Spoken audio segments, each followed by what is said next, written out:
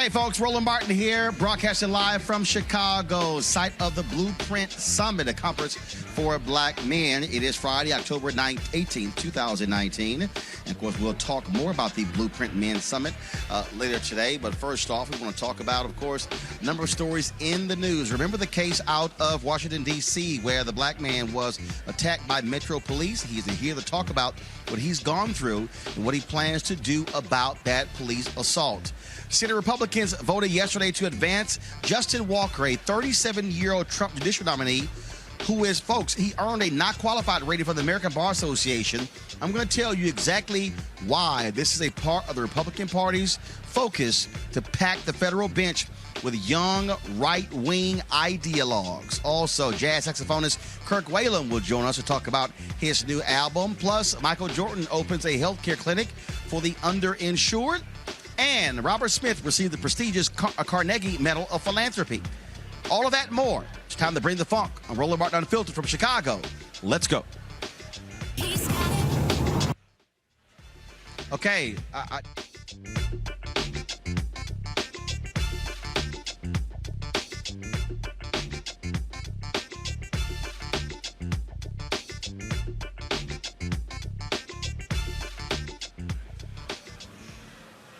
All right, folks, Roland Martin here from the Blueprint Men's Summit here in Chicago. We, of course, will talk more about the Blueprint Men's Summit and what the focus is and what they're trying to do when it comes to black men. First off, I want to talk about this story out of Texas, where former Dallas Maverick Harrison Barnes and his wife Brittany Barnes will pay for the funeral of Atiana Jefferson, who was fatally shot by a Fort Worth police officer while in her home. Barnes, who was traded from the Mavericks and the Sacramento Kings last season, has a history of giving back to the North Texas community while he was playing there, including providing Thanksgiving meals for those in need and giving to the Girls and Boys Club.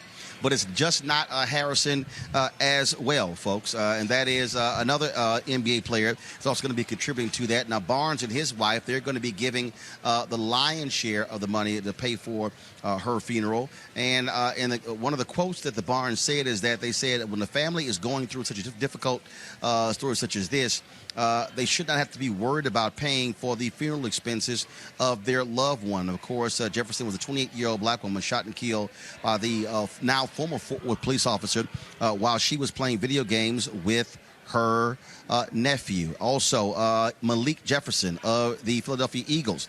He also is going to be contributing to covering the cost as well. And so we certainly want to salute both of them. And Barnes and Jefferson said they had not talked with the family of Jefferson because they wanted to give them their necessary space. And that's one of the reasons why they made that decision to assist the family. Also, folks, first of all, so many things are happening all across our society, and we are still mourning, folks, the death of Congressman Elijah Cummings. Tributes continue to pour in. Now, of course, we know when the funeral is going to take place. The funeral for Congressman Cummings will take place next Friday in Baltimore. And so let me go ahead and read those details for you in terms of where it's taking place. It's going to be at his longtime church there in Baltimore. The venue seats about 4,000 people. We certainly expect, the church said there's going to be an overflow there as well. And so what's going to happen is he's going to lie in state in the National Statuary Hall in the U.S. Capitol next week, according to House Speaker Nancy Pelosi. Of course, a formal ceremony for members of Congress and the Cummings family will take place on Thursday morning, and a public viewing will follow. Then, of course, that's taking place again on Thursday.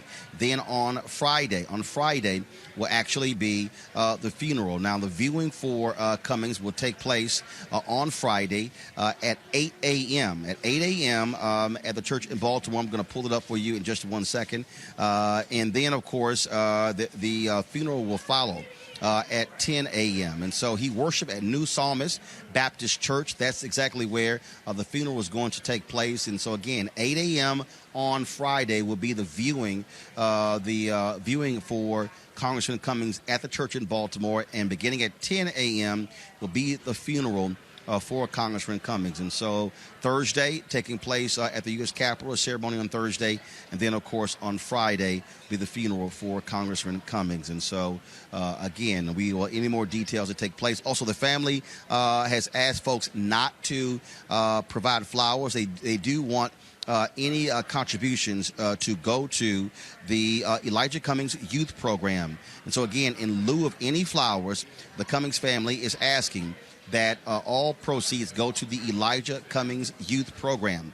Also, March Funeral Home in Baltimore, they are handling all the arrangements for Congressman Cummings. And again, as I said, Bishop Walter Thomas Jr., the pastor of New Psalmist since 1975, he's going to deliver the eulogy. And again, that church seats 4,000 folks, and they fully expect there'll be an overflow crowd there in Baltimore for the homegoing service of longtime Baltimore Congressman Elijah Cummings. Also, folks, let's talk about some news with Michael Jordan, basketball legend and social media superstar. Well, Hall of Famer Michael Jordan was in tears as he opened the first of 2 groundbreaking clinics that will offer cutting-edge health care to underserved communities in Charlotte, North Carolina. Here's Michael Jordan with that announcement.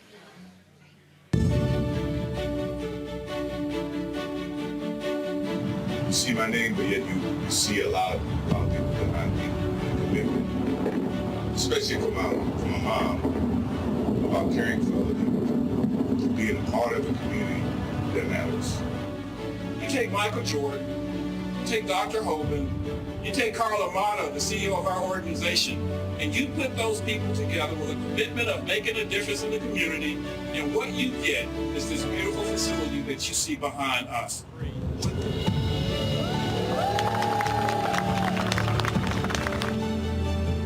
Because our goal is to not talk about closing a health equity gap.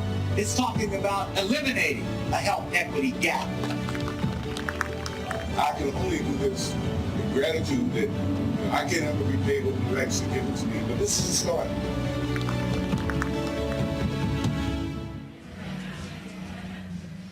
Wow, such a great story there by Michael Jordan. So we certainly appreciate his philanthropy and what he is doing when it comes to health in his home state of North Carolina. All right, folks, speaking of philanthropy, billionaire Robert Smith, of course, the founder, chairman, and CEO of Vista Equity Partners. Of course, he made headlines by paying off all of the college debt of the 2019 graduating class at Morehouse College. He has been awarded the prestigious Carnegie Medal of Philanthropy during a ceremony in New York City. The award is given to individuals who have demonstrated significant and lasting impact on a particular field, nation, or international community. Here's Robert Smith's acceptance speech. First, let me thank the Carnegie Corporation and Vartan and his staff and all of you wonderful people that represent the Carnegie legacy.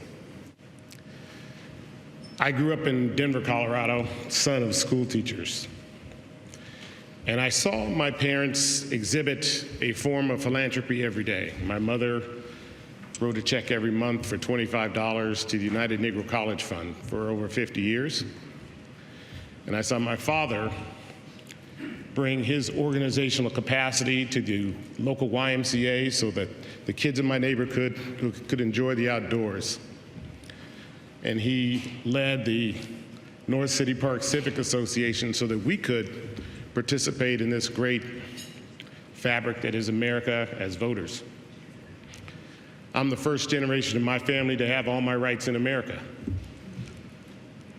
And when I think about that, I take that responsibility seriously, to bring all of the education and dedication and effort to create in this world, in this economic structure, opportunity that I can then drive into philanthropic fabric to do what I think is the most important thing on this planet, which is to liberate the human spirit. I'm proud to be a part of the Carnegie family, this institution of people who liberate the human spirit. I have a chance every day to participate in that in a real and tactile way. And there is no greater gift on the planet than to do that. I want to thank my beautiful daughters for being here. my beautiful wife for supporting all that we do. And I want to thank you all for continuing Carnegie's dream and ensuring this planet becomes more just and there's more love for mankind. Thank you. And certainly a huge congratulations to my alpha brother, Robert Smith, on that significant award. And so we certainly thank all that he has done in taking his net worth is about $5 billion. And so the millions that he has been giving to various philanthropy efforts all across this country. And so we certainly thank him for what he has done and what he is doing. All right, folks, let's talk about this story that we covered here in June. And that was a young man, Tapia Musanza, who was attacked and repeatedly tased by Washington, D.C. Metro Police. Now, after a bystander posted the video on social media, charges against Musanza were dropped, and the police launched an internal investigation into the case. Well, he has now filed a lawsuit, and he and his attorney, Yaida Ford, joins us now to tell his story. So first of all, I hope I pronounced both of your names correct. And so if I did, my apologies. And so how are both of you doing? Great. Thanks for having us. Thank you for having us. Glad to have you here. And so first of all, the people, walk us through, I mean, what happened? I mean, we remember this case, but of course we're going to show the video as well. But were you just simply walking by and seeing the police where they had stopped these several African-American young boys? Take us through what happened on that June day. Sure. Before I do, I just want to take time to pay my respects to the Congressman's, the late Congressman's family. I hope God protects them and gives them the grace that they need to get over this. With regards to what happened to me on June 22nd, I was on my way home on U Street, Cardozo Station, and I was on the platform. Suddenly, an officer, I see an officer chasing a young man. At that point, I did not know the young man's age. Chasing him down the platform, he tackled the young man, put him on the ground, restrained him for an extended period of time. When you actually look at, in retrospect, when I look at the body mass of the young boy and the body mass of the officer, I don't even think that was a necessary way to restrain a minor. As the events continued rolling out, the officer continued to have his knee on the young man's back. I approached the officer and asked the officer, is this how you treat young men? At that time, I did not know the young man's age. Is this how you treat young men? And the officer, at that point, he replied, you know, this is an open investigation or something like that. At that point in time, then I asked him, can you please put the young boy on the bench so that you could treat him with a bit of dignity? At that point on, he complied with my request. He put the young man on the bench.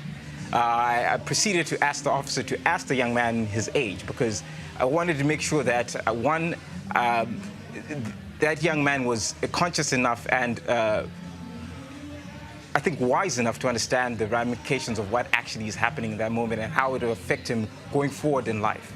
At that point in time, the officer did ask the young man, and he found out that officer was 14-year-old, and according to the United States law, that is a minor. And minors here, before you can do anything regards with legal affairs, you need a guardian to be present, and there was no present guardian. So I came in as a standby guardian in that moment because here in the African community, you have to stand by the young man, regardless of where that young man is born. We stand by our own. We stand by who we believe that every man has or every woman has a right to raise up a child for the right way and showing them what is right in life. So I took that responsibility on me. Here's what was crazy. We played the video, and it seemed as if the initial officers were talking with you. Yes. There were no issues. There were no problem. And all of a sudden, this other officer who was not there comes up and just bum rushes the scene and completely disrupts everything. Yes. So I was in the process of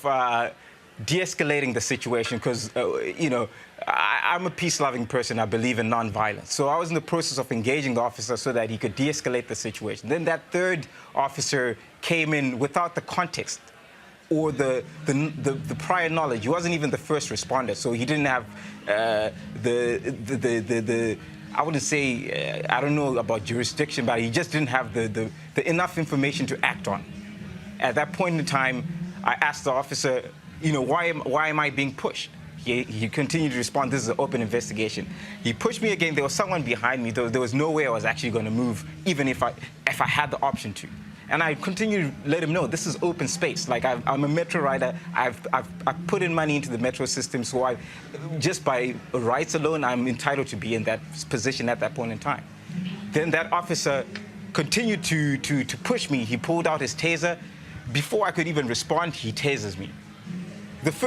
When the first taser hit, I was in a state of shock because I knew I did not do anything wrong, because I was, at any point in time, I was not threatening. The first officers who were the first responders were on the other side of the platform. So if I was a threat or in any way, they could have let me know in that position in time. And I would have respected their orders because I did not have the context to question what they were doing. But I was more worried about the welfare of that young man, and which is I continually asked about the welfare of the young man, nothing about the investigation, nothing why the officers or judging them of what is right or wrong. I just said, can you please treat the young man humanely? That's all. And that's just by me exercising one of the oldest forms of humanity, which is compassion, I was tased. So I'm at a point where I now confuse as what is right or wrong in our community, be it black or white, but this continually seems to be happening to black people. So as an African immigrant, I need to understand, you know, maybe I didn't get the memo that things have changed in here. So I need to understand. That's why I'm asking for justice. It's not a matter of like, oh, I want, yes, I want to be, because if someone did wrong and someone has to pay. Yes, I'm not going to deny that fact. Someone has to pay. But we need to know as a society that this is how black people are going to be treated going forward, so that we know if this is where we put dollars here. We pay money. I'm an entrepreneur. Prior to even getting to my cognitive damages, I was an entrepreneur. I provided intellectual capital to this nation. And this is how we treat people. So when, you know, in business, one thing I love, there's rankings. There's rankings of ease of doing business. And as an entrepreneur, the ease of doing business for me was escalated to a point where I cannot do business because I have cognitive injuries now. So I don't know if America is honest enough to rank itself according to black people continually to getting abused, whereby we provide also intellectual capital to this nation. So we need to be respected. Unfortunately, you're not respecting us. I have proof. I have intellectual property that I've contributed to this society. So this is how we treat the highest level of intellect. Contribution to humanity, you tase me. So I need some form of understanding what I need to be doing as a human. If I'm doing good, I've worked hard. I've worked hard. Yes. Ms. Ford, you said that, first of all, the charters were dropped. It got lots of attention. Any apology? Anything from Metro Police? And when did you file the suit, and what kind of damages are you seeking? The suit was filed up September 17th. We are seeking compensatory damages for the pain and suffering, punitive damages. Obviously, we're still tolling damages because Mr. Tapiwa's, the nature of the injuries, the extent of that is actually unknown at this time. When he used the word cognitive, that's referring to memory and concentration, the ability to perceive and understand information. He's being tested, in the process of being tested now, and the injuries are substantial. First of all, have you talked to the young men? Have you communicated with them since this happened? Are you asking me, have I communicated with the young men who are being arrested? The young men that he interfered with? Yeah. First of all, either one of you. I have not made contact with the families of those young men. I understand they have reached out to Mr. Masunza via social media to, thank him for intervening, but no direct contact has been made since the lawsuit has been filed. Sir, have you? I have not. One thing why I haven't reached out immediately is because, what else can I say to that young man? How do I console him? Because, you see, I may be mature enough to get over this and say, okay, you know what, I need to move on with my life, I need to figure out. But there's a young man who's just starting his career. Yeah, the charges were dropped there, but that trauma, who's going to address that? How do I even console him and tell him, okay, I've taken up the burden, but how is he going to move forward? He's just starting his life. If I wasn't there, he would have had an arrest record. Right. And here in America, this is an open secret. Like, black people have a hard time here. It's not me talking negative around anyone. You are going to cover a story about someone who just shot in their home. Like, think about that. Someone in their home. So it's like we cannot continue to hide around issues that are affecting our community. I personally have took a stance, say I'm not going to do business here. That's my stance. Well, first off, let me say this here. We certainly appreciate what you did. We appreciate the sister who recorded that video as well. You're absolutely right. We can't say it takes a village to raise a child if the village does not step up when those kids are targeted. And in fact, when we covered this story, the cops didn't even know if those young men were involved in something that took place a distance away. Well, they were clearly targeted but simply because they were black. And so we thank both of you very much. Please keep us up to date on what happens with this suit, with this case, because we certainly want to keep our folks, Roland Martin Unfiltered, our folks who watch it, informed. Thank you. Thank you very much. Thank you very much. Going to go to a break. I'll talk about this story with my panel and other issues when we come back. Broadcasting live from Chicago, the Blueprint Men's Summit. Roland Martin Unfiltered, back in a moment. You want to check out Roland Martin Unfiltered? YouTube.com/Roland S. Martin. And subscribe to our YouTube channel. There's only one daily digital show out here that keeps it black and keep it real. It's Roland Martin Unfiltered. See that name right there? Roland Martin Unfiltered. Like, share, and subscribe to our YouTube channel. That's youtube.com/Roland S. Martin. And don't forget to turn on your notifications so when we go live, you'll know it. All right, fam, it's almost that time. The holiday season, of course, is, for many of us, the favorite time of the year. Now, whether you celebrate Halloween, Thanksgiving, Ramadan, Christmas, Kwanzaa, New Year's, all of these, of course, from October to the end of the year, this is when you think about spending time with the people you love the most. This is also the time to count your blessings and support those less fortunate and look at how you can have an impact on their lives. Well, I have the perfect opportunity for you to be a holiday hero, have a major impact on other families. Here's the deal. Right now, hundreds of thousands of Americans are sitting in jail without being convicted of a crime. Why? Because they lack the financial resources to pay their bail. Now think about it. If you are arrested for any minor offense, you'll be taken directly to jail. If you don't have bail money, whether it's a few $100 or a few $1,000s, you will stay there until a court date is scheduled. Now that could be days, weeks, or even months. America's bail system is broken and has created a two-tier system of justice, one for the rich and one for the poor. Folks, freedom should be free. That's why the Ebony Foundation is partnering with the Bail Project and is sponsoring the Home by the Holiday campaign. With your help, our goal is to bail out 1,000 people by New Year's Day. Now, how's that for a holiday gift? A donation from you can change someone's life tomorrow, and here's why it is critical. People of color represent upwards of 90% of the jail population across the country. It ranges from 50 to 90% depending upon where you are. Of course, then when they stayed in jail, 90% of people with misdemeanors ended up pleading guilty. However, when bail was paid, 50% of the cases were dismissed and less than 2% received the jail sentence. Sometimes justice needs just us to join the fight. Folks, you can be a holiday hero by donating $25, $50 or more to help the Ebony Foundation bring our brothers and sisters home for the holidays. To donate, go to homebytheholiday.com. It's HOMEBYTHEHOLIDAY.com. And of course, the Ebony Foundation is tied to Ebony Magazine. And so we certainly appreciate the work that they're doing to assist those who are most in need.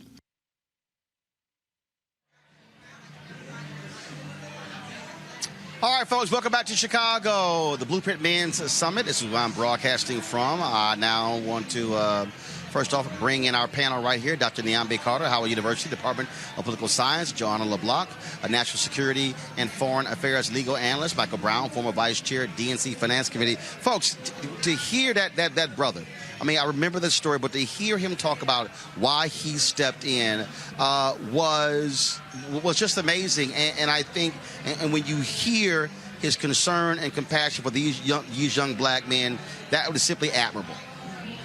Absolutely.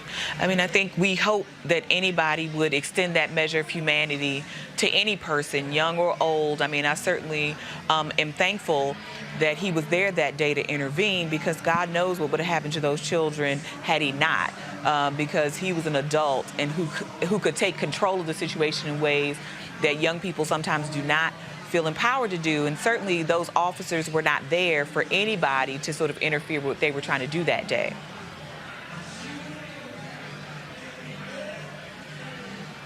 Michael, Joanna? Well, you know what, Roland, we see a lot of, and as Professor Carter just mentioned, we're seeing a lot of that humanity, and we actually see it more from our people than we do from others. For example, whether folks thought it was right or wrong, what happened in the Officer Gaynor trial, at the end of that trial last week, you know, all the hugs going around from the victim's family, from the judge to the officer. Again, we can debate whether that was right or wrong or not, but it was people of color showing that kind of compassion. And hopefully that's what people see, and that's what's highlighted. I think ultimately the gentleman is asking for justice, and I pray that justice is served in his case, because he did do the right thing.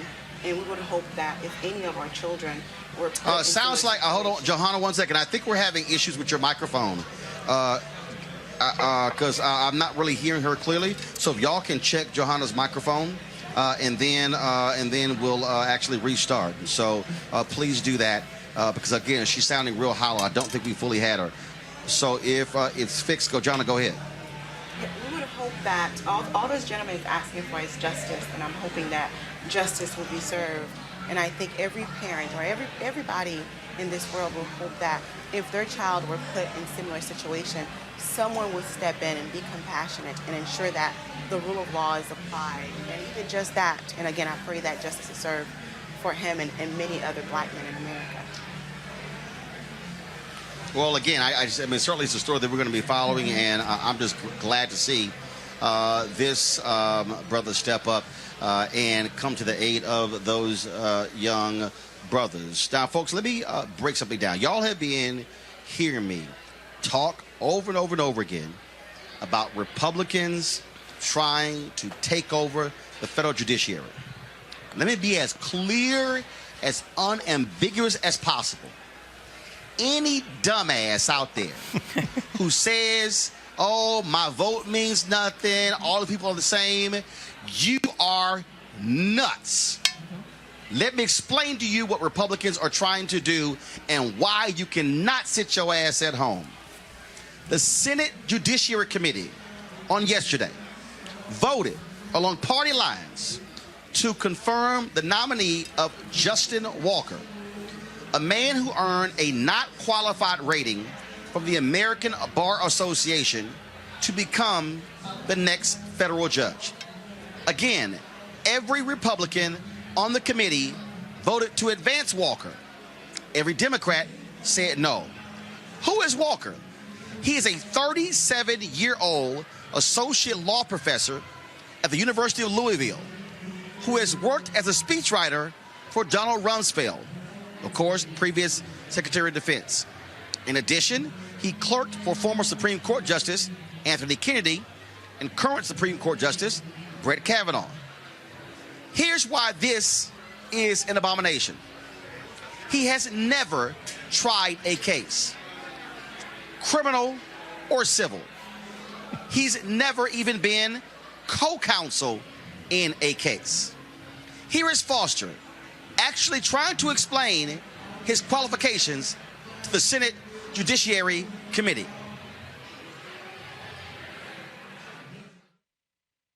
So tell me why you have enough experience to be a district court judge. Well, Senator, I've spent my career immersed in the law with a record that I think shows my qualifications in 4 ways. First, in my primary role as a law professor, I teach students trial practice. I teach students criminal procedure, evidence, and constitutional law, all with a focus on litigation and really a focus on judicial decision-making. And I feel fortunate that I've been instrumental in helping prepare nearly 200 students to be ready to practice on day one, ready to hang out a shingle, which many of our students do, and ready to represent clients effectively in court. Second, in my role as an academic, I've written hundreds of pages of law review articles about criminal procedure, about the judiciary, about constitutional law, and I've been lucky they've been published in some of the leading journals in the country. But third, I've done something unusual for a full-time law professor. I've maintained a private practice, and I've litigated complex questions of criminal procedure, civil procedure, constitutional law, criminal law, administrative law, labor law. I've litigated at a large national law firm, then as a solo practitioner, and now as a partner at another large national law firm, as well as clerking for 2 Supreme Court justices. And fourth and finally, I think there's a reason that hundreds of local attorneys from my legal community have written some 17 letters to this committee saying that I have the skills to analyze complex legal questions, to think quickly on my feet, and maybe most importantly, to listen and learn with humility and an even-handed temperament. Now, folks, understand why he is being pushed forward. First, he's from Kentucky. Where's Mitch McConnell from, the Senate Majority Leader? Kentucky. He has vouched for this guy as well. But what is the most important thing here when it comes to Justin Walker? He's 37 years old. I keep trying to explain to y'all what Donald Trump has done is he has said to the Federalist Society, a right-wing legal group, he has said to white conservative evangelicals, I'm going to just let y'all pick whoever y'all want. They are by design, listen to me clearly, they are by design choosing federal judges with limited experience who are pro-business, anti-consumer, anti-civil rights, anti-environment, and they're picking them between the ages of 35 and 40 so they can be there for the next 40 to 50 years. These are lifetime appointments. I need y'all to do the math. This man is 37 years old. Let me say it again. He's 37 years old. That means, remember I told you, by the year 2043, this will be a nation that is majority people of color. That is 24 years. If this man serves on the federal bench for 40 years, he'll be 77. What did I just tell you? 24 years will be a nation majority people of color. That means after America becomes a nation majority people of color, this man, if he stepped away at 77, means he will be on the bench for another 16 years and beyond. The Republicans want to control the federal judiciary for the next 50 years. That means they'll be ruling on what laws are constitutional and unconstitutional. This man's legal writings, he has argued that the FBI is not independent of the presidency. He has argued against environmental protections. I'm telling y'all, and Democrats, I'm going to go to you first, Michael Brown. Democrats have absolutely failed year in and year out, every presidential election, to underscore how critically important the federal bench is. In fact, I'm going to read for y'all. I posted this stuff on Twitter before I go to Michael. I'm going to read for you what Michael Steele, now mind you, Michael Steele is the former chairman of the Republican National Committee. He knows how these Republicans think. He knows exactly what's on their mind.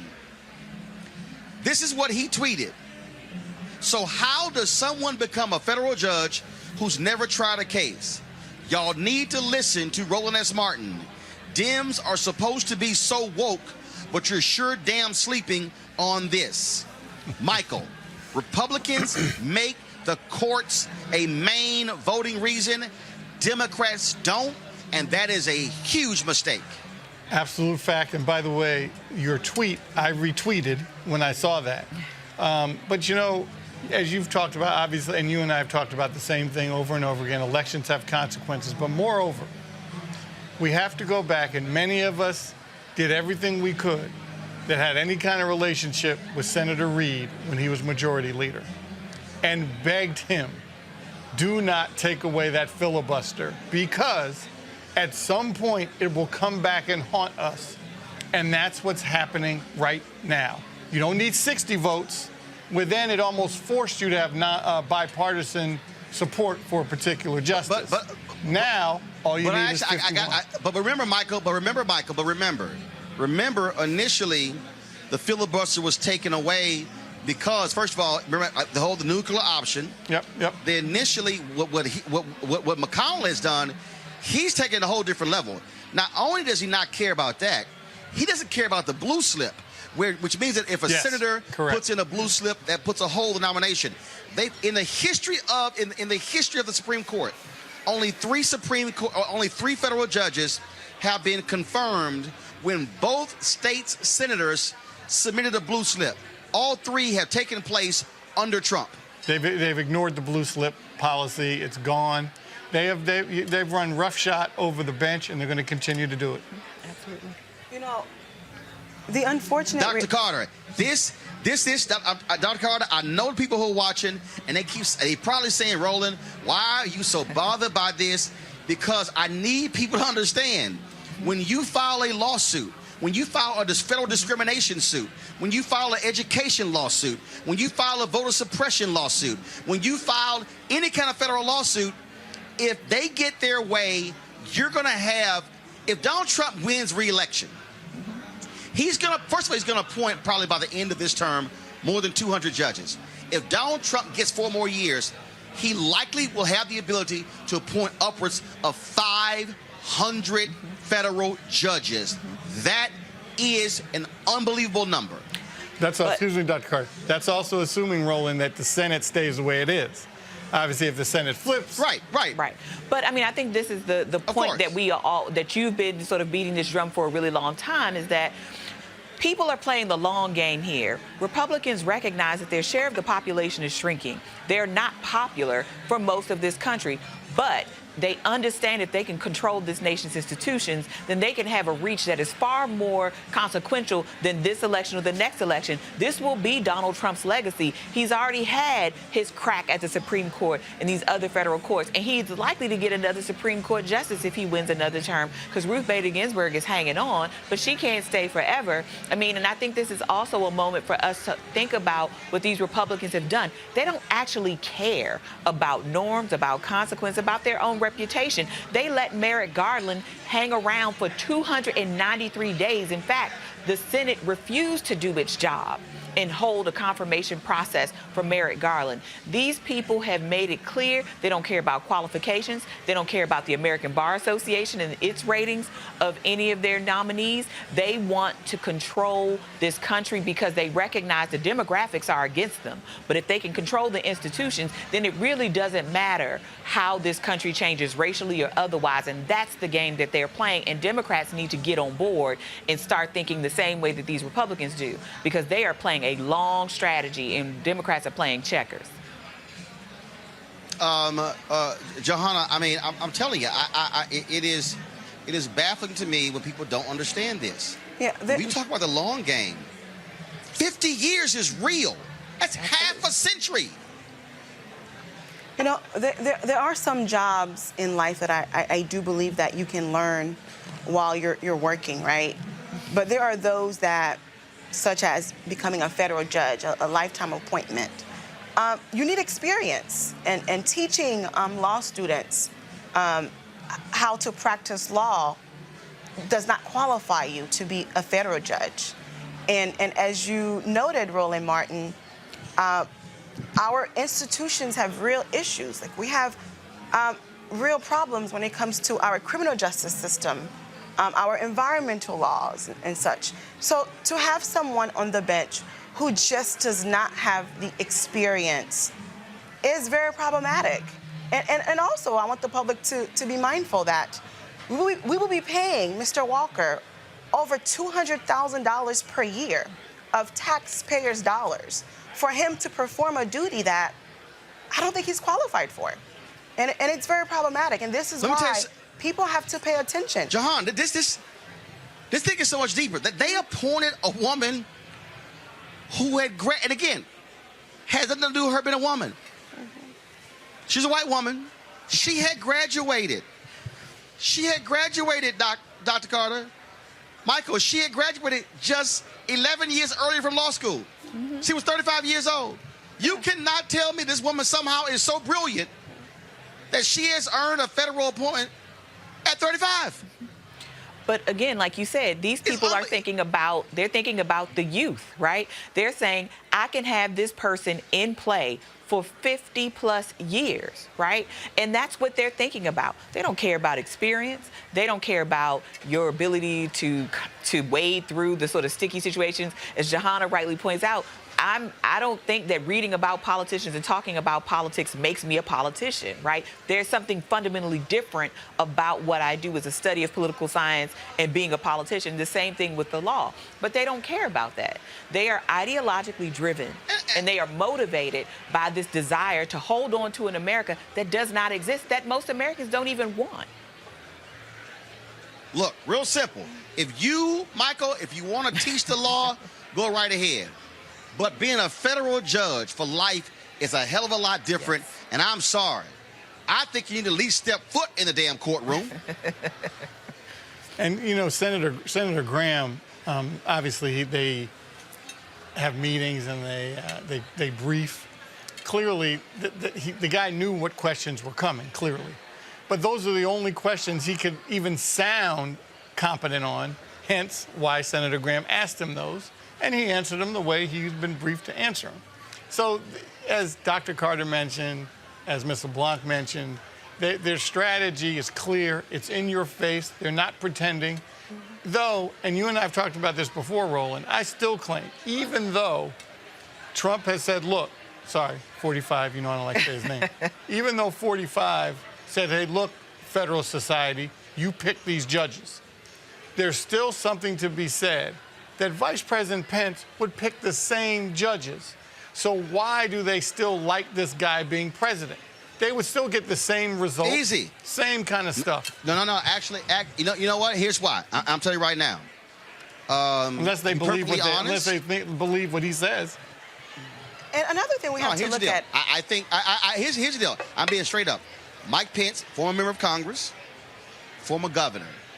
Mike Pence is a politician. Donald Trump actually doesn't care about the job of president. Donald Trump, I call him Trump. I guess I'm not. So Donald Trump actually was doing it by design. What you have here is the fact that they probably will run into more resistance from Mike Pence because he will want to pick his own judges. Oh. Now, he's aligned with them. He will want to. And let me be real clear. This is. I fundamentally believe this. I tweeted this earlier. This is what's going on and why Republicans have no problem with Trump. They say all this stuff privately. They think he's nuts. They think he's crazy. They think he's out to lunch. But guess what he's doing? He's giving all of the factions, the three main factions of the Republican Party, everything they want. Evangelicals. They want the Supreme Court and the federal bench. He said, okay, here you go. The pro-business Republicans, what do they want? Massive tax cuts and end all regulation on anything. Donald Trump's like, party favor, here you go. The third, the strong defense Republicans. Donald Trump, $700 billion increasing to the Pentagon, massive increase in the budget every single year. Okay, y'all get what y'all want. So those three entities are laying back saying, we're perfectly fine. Yeah, he's nuts. But guess what? We're getting everything that we want. So we're going to ride this sucker till the wheels fall off. Okay. Yeah. That's why. Okay, fair enough. And I think that Mitch McConnell, Mitch McConnell was very excited about this entire process with the Senate in terms of getting this nominee, confirmed and such. Because as we know, Mitch McConnell hasn't really cared much about anything in the Senate except for judicial nominations, getting them confirmed. It has been his sole priority as the leader in the Senate. And there are countless bills sitting in the Senate that have not been touched because that is not the priority of Mitch McConnell, unfortunately. All right, folks, got to go to a break. First and foremost, let me say this here. I want to thank all three of you for being with us. I know being on the road makes it a little bit more difficult, but your perspective is critically important. And I'm telling you right now, everybody watching right now, you better tell your friends, tell your family that the courts, they matter. If Republicans stay in control of the Senate and keep the White House, it's going to be game over for any civil rights protections we have in this country. I'm telling you that right now. You can bookmark this, earmark this, pick the point, and watch it happen if it actually holds up. Johanna, Dr. Carter, Michael Brown, we appreciate it, man. Thanks a lot. Thank you. Folks, coming up next, I'm going to chat with my man Kirk Whalum. He has a new CD out. Can't wait to check it out. You're watching Roland Martin Unfiltered, broadcasting live from Chicago's site of the Blueprint Men's Summit. I'll be back in a moment.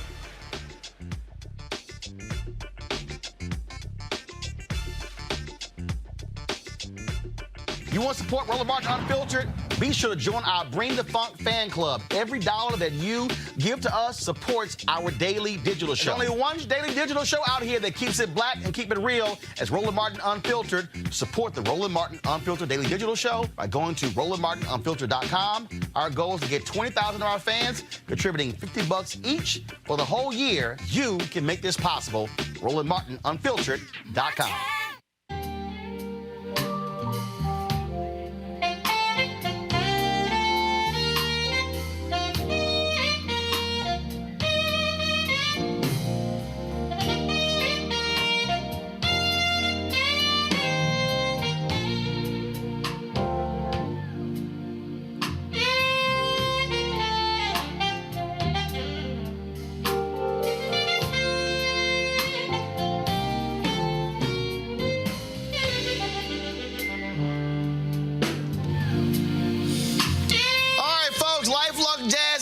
Taking place in Cabo, November 7th through the 11th. Of course, if you want to attend, go to LifeLuxeJazz.com, LifeLuxeJazz.com. But if you cannot be in Cabo for those 4 days, 14 different amazing artists, then, of course, you could live stream it. Get your live stream pass at GFNTV.com.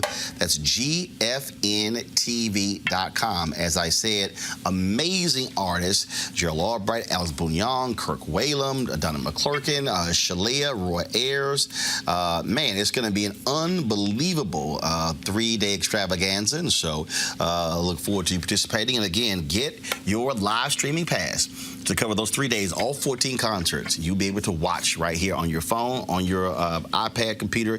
Does not matter. Go to GFNTV.com. That's GFNTV.com to get your live stream pass.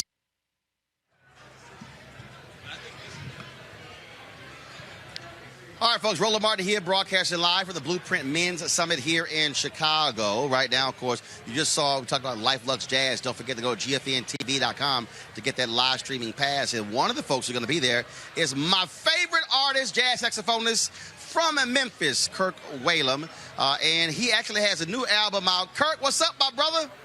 Man, you are up, as always, man. I've just been tracking with you, man, speaking truth, you know, as always. Well, man, is always glad to have you here. First and foremost, folks, the people out there that need to understand something. I got every Kirk Whalum album. Matter of fact, okay, I don't have one. Kirk was supposed to send it to me. I ain't got it yet. But anyway, I got all of Kirk Whalum's album. I'm talking about going back to his first one, floppy disk, and then, of course, all the way through. And so, Kirk, so which album is this? How many albums have you now put out? Man, that's a good question, Roland, because some of them, as you know, I did some records, for instance, with BWB, with some with Bob James. You know, a lot of the stuff that I've done is collaborations. But solo records, 26, I believe, including the new one you mentioned. Wow. So let's talk about first of all, before we get to the new one,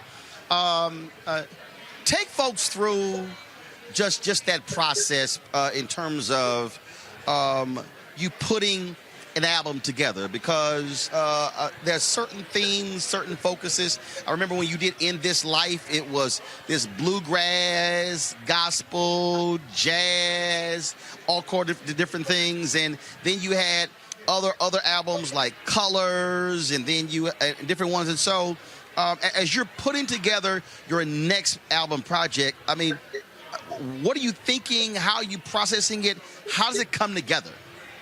Sure, it's a journey, man. It's an evolution. You know, really, it's kind of like going with the river. You know, I remember someone once told me about the Mississippi River. You know, you don't get to tell it where to go; it tells you. And really, that's how the spirit is when it comes to the creative arts. You just sort of go with what inspires you and what animates you. And for me, you know, all along the way, man, it's like I'm sort of, you know, moving left and right. It's been really something. But it all began, as you know, when Bob James heard me when I was living in Houston, playing there, man, with my band at a place called Cody's. And all along the way, I've had really great mentors like Bob James to help me kind of help maybe not to make too many mistakes or judgment, you know, because it's a process making records, especially, you know, where we all started. You know, Terrence Blanchard, Don Harrison, all of us, you know, we started around the same time. We all got signed to Columbia Records in around, you know, 1983.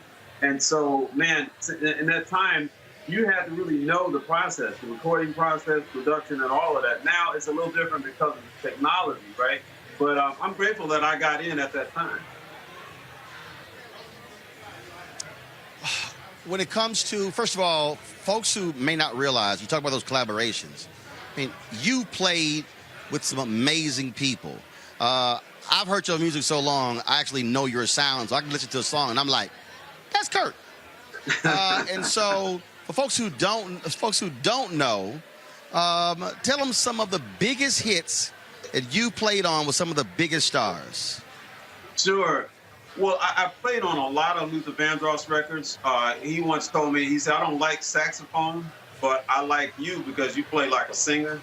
And so basically, he would have me play on just about every record he did. And, you know, songs like Anyone Who Had a Heart and that type of thing. But then, you know, with Whitney Houston, I was just touring with her. Ricky Minor and Paul Jackson Jr., you know, we were just on the road. And one of the stops was to, you know, finish up this movie. She had finished the movie except for this one scene, and that was where she sang that song to Kevin Costner.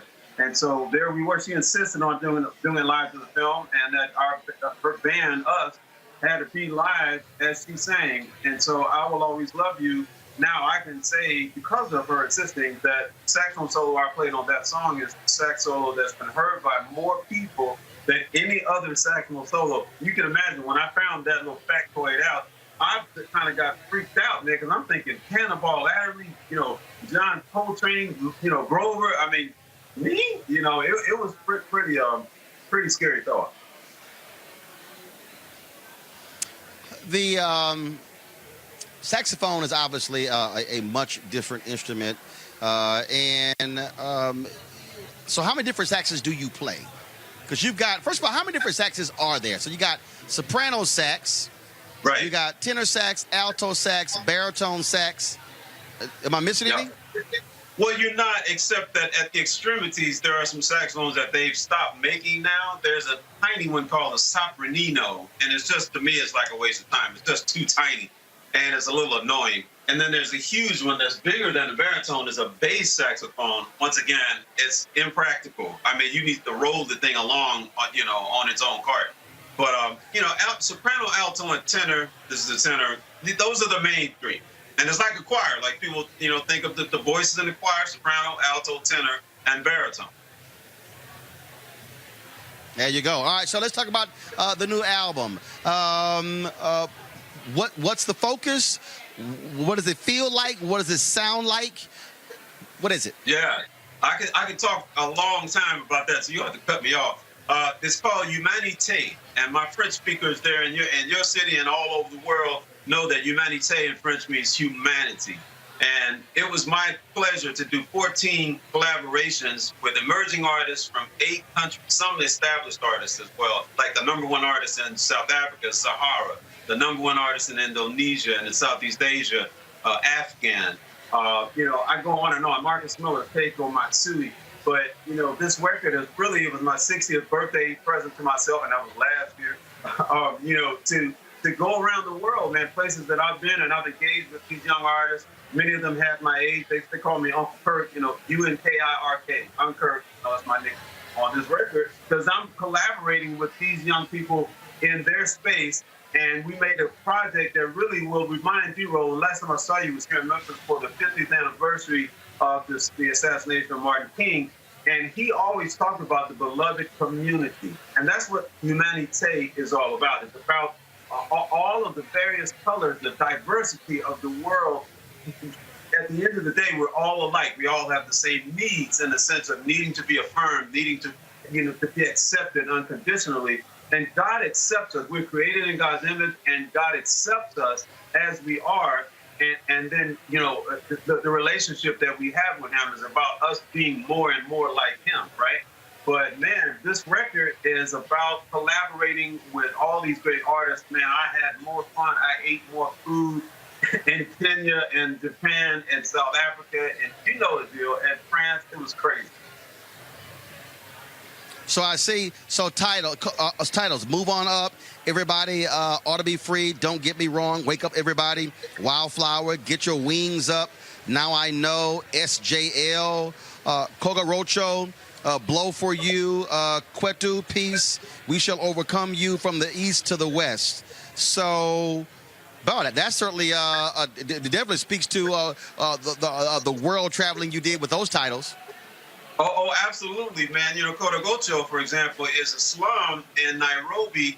I know you've been to Nairobi, but Korogocho is literally next to the city dump. So these children in this music program, I recorded these kids, man. My producer, James McMillan from England, we went and recorded these kids, man, and they had never been in the studio, didn't even know how they worked. And those kids have to, their music program is outdoors in this slum. They burn the trash in the dump. And the smell wafts over into where these kids are making music, man. And to me, it just breaks my heart that that's the environment in which they have to make music. But you know what? It's the most beautiful music, man, that just touches your heart.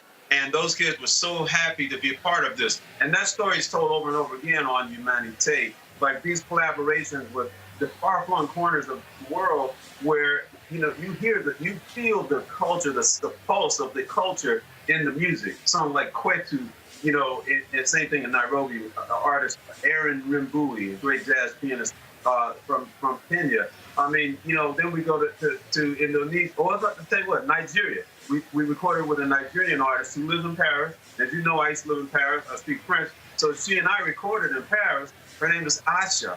But she, is originally from Lagos. And man, just the inspiration that you and I got that day in Memphis, I carried that into this process. And she and I wrote a song called We Shall Overcome You.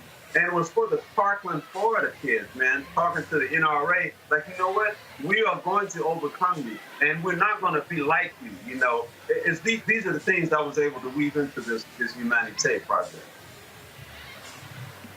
Well, the CD is called Humane. Folks, we certainly want you to get it. Kirk, you got all those saxophones surrounding you. Let's hear something. Shoot, man, I don't know. Does the saxophone even make a sound?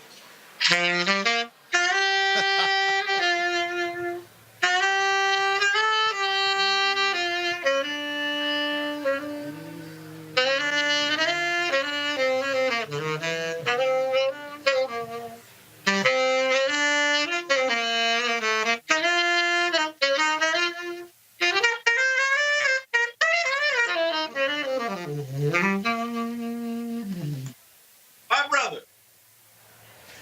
All right, for everybody listening, just so y'all know, y'all heard Kirk didn't tell y'all the name of that song. That song is called Glow. That's off his CD, and you know that. His second CD. Let me tell you something right now. I'm being straight up. If you can't get none in playing that song, go to a monastery. I'm telling you right now. That is an absolute love-making song. Huh? Hey, man, listen. This is Biscuit, and I think even Biscuit likes that song, man. That is a love-making song. I'm telling y'all. I play that song I didn't ask this question. I play that song in the dog next door. Watch out. This is coming. Okay, I gotta get this in. I didn't ask this here. One thing you do, Kirk, first of all, your ministry is hugely important. Your faith is important. You infuse all of your music with that. We know about the gospel according to jazz. Just why is that so important? Because on so many of your albums, I mean, there's a gospel song on every single one of those albums. Well, really, you know, my life revolves around the hesed of God. In other words, that word in Hebrew means the loving kindness and tender mercies of God extended to me. That's the only way I got to do what I'm doing and share what I'm doing with the world. God's unconditional love for me manifest in Jesus the Christ, man. And so with me, it's not about me going and pushing that on anybody. It's about me. I can't help myself. I'm so grateful and I'm so inspired to share that message that, you know, I accept you, not just because I'm a good person. No, I accept you because God accepts you. And he accepted me, and I know how I am. So for him to accept me, man, all I can do is accept you. And that is the message of humanity. And by the way, it's a documentary that we made as well. The filmmaker went all over the world with us to make that documentary. And this record is really, really something. Well, your daddy was a pastor. Your brother, Reverend Kenneth Whalum, pastor. I do his men's service every year in April there in Memphis. And when are we gonna have this massive Whalum project? You got Peanut, your nephew plays with Bruno Mars. Your other nephew played with Maxwell. Your brother sings. Your other brother sings. When are we gonna have this massive Whalum family project? So we actually did that for our mother's 80th birthday, all right? So Helen, I love you, baby. We did this. We did the whole project just called Helen. It's got her picture on the cover and that doesn't even have songs listed. But we all got together, man, except Uncle Peanuts. He's 90 now and, you know, he can't do it. But, man, we're going to do that, actually. We do something here in Memphis, Roland. I want to get you to come. It's called Cafe Kirk. The word Kirk, of course, means church. So I feel like this Cafe Kirk is like a space in the middle between a public space and a sacred space. And so in that space, man, I'm inviting, for instance, Bob James is coming on November 3rd. I've had Keiko, man, I've had some of your favorite artists, man. Sheila E., you know, it's been crazy. But that's something that I've had Cameron and Cortland on that one. But I'm going to have all these Whalums together at one point, man, at Cafe Kirk. And that's at Crosstown Concourse in Memphis. Every first Sunday. You let me know when that happens. I'm there. You know, I'm always there. I got your back. I'm always checking you out. You know, that would absolutely be awesome. Folks, I'm telling y'all, get the new CD, Humane. And while you're there, go ahead and get a floppy disk. And you know that. Go ahead and get Colors. Go ahead and get For You. Go ahead and get all of them, because y'all know I'm always tweeting the music as well. Kirk Whalum, always good to see you, my brother. Man, people can just type my name in any social media. Just type Kirk Whalum, and they got me. All right, then. You take care. I'll see you soon. Peace out, brother. All right, take care. All right, folks. Always having a good time. In fact, I'll tell y'all this funny story. When we went to MLK 50 commemoration, Kirk was playing, and he was playing Do You Feel Me? And actually, that was the theme song that I played on my radio show on WVO in Chicago. And so Kirk called me on stage to sing it. And the problem is they were singing in a higher key. But we still had a little fun with it. I'm going to show y'all that video one day. All right, folks. Got to go to a break. We come back. I'm going to chat with Chef Jeff Henderson right here at the Blueprint Men's Summit in Chicago. We're going to talk about criminal justice reform, culinary arts. Could that be the future for a lot of brothers in terms of choosing a career path? That's next. Roland Martin Unfiltered, live in the Windy City. Back in a moment.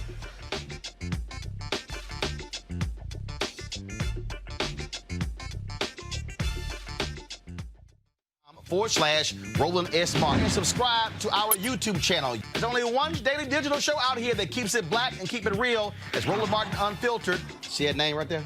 Roland Martin Unfiltered. Like, share, and subscribe to our YouTube channel. That's youtube.com/Roland S. Martin. And don't forget to turn on your notifications so when we go live, you'll know it.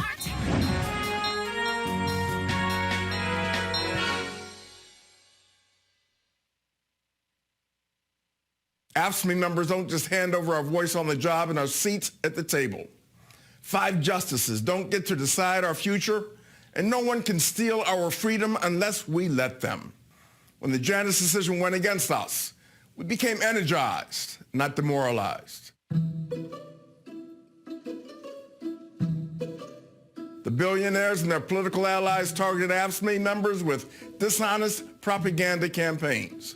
But when they try to get us to turn on each other, we lock arms in solidarity, defiant and determined. Since the Janus decision, for every person who has dropped their AFSCME membership, several more have decided to join.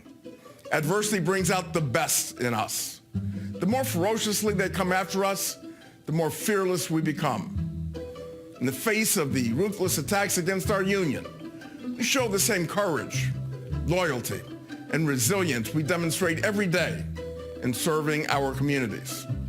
And more people recognize the importance of unions, the role we play in empowering working people and acting as a check on corporate power.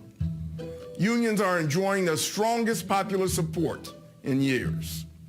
We didn't just survive the Janus case, we stared down this crisis and emerged with renewed strength.